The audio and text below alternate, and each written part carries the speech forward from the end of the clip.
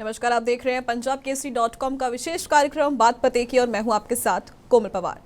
बिहार की राजनीति में एक बार फिर उलटफेर के सुल्तान यानी कि नीतीश कुमार ने इतिहास रच दिया और जनता दल के राष्ट्रीय अध्यक्ष नीतीश कुमार ने आज गांधी मैदान में राष्ट्रपति द्रौपदी मुर्मू की उपस्थिति में बिहार के मुख्यमंत्री के रूप में 10वीं बार शपथ ग्रहण की। ये शपथ ग्रहण राष्ट्रीय जनतांत्रिक गठबंधन यानी कि एनडीए की अपार सफलता का प्रतीक है, जहां बीजेपी और जेडीयू के बीच सत्ता और साझेदारी पर सहमति बन गई है। वहीं बीजेपी को विधानसभा अध्यक्ष पद के साथ साथ 2 उप मुख्यमंत्री के पद भी मिले, जबकि जेडीयू ने इन मांगों को मान लिया। कुल 26 मंत्रियों ने शपथ ली, जो बिहार की 243 सदस्यीय विधानसभा में एनडीए की 202 सीटों की मजबूत स्थिति को लगातार दर्शा रहा है। प्रधानमंत्री नरेंद्र मोदी, गृह मंत्री अमित शाह और अन्य राज्यों के मुख्यमंत्रियों की मौजूदगी में इस समारोह को संपन्न किया गया। इसके अलावा शपथ ग्रहण से ठीक पहले जेडीयू और बीजेपी के बीच गहन बातचीत हुई है। जी हां, और किस तरह से ये सरकार संगठन बनाने में पूरी तरह से मुकम्मल हुई है, उस पर भी हम आपको बता देते हैं। बीजेपी ने 2 प्रमुख मांगे रखी।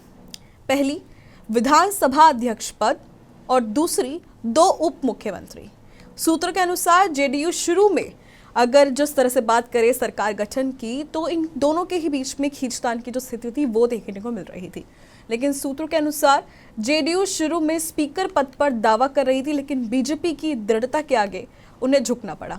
इसके अलावा यदि स्पीकर बीजेपी को मिलता तो केवल 1 उप मुख्यमंत्री का प्रस्ताव जेडीयू ने रखा था, लेकिन बीजेपी ने इसे ठुकरा दिया और आखिरकार वही पुराना फॉर्मूला जो था उस पर ही सहमति बनी।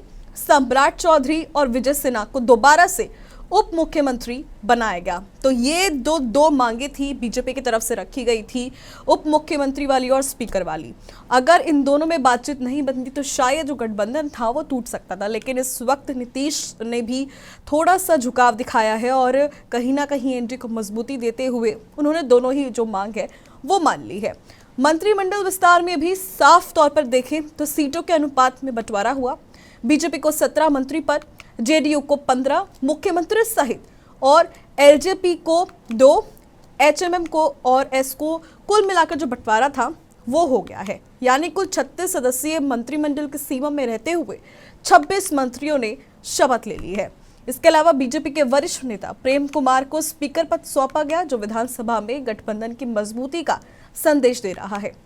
इसके अलावा जेडीयू के एक सूत्र ने यह भी कहा है कि पिछली बार हमारे पास केवल 12 मंत्री थे, अब सीटें बढ़ी हैं तो प्रतिनिधित्व भी बढ़ा है और ये संतुलित फॉर्मूला जो है वो इस वक्त एनडीए ने पूरी तरह से निभाया है।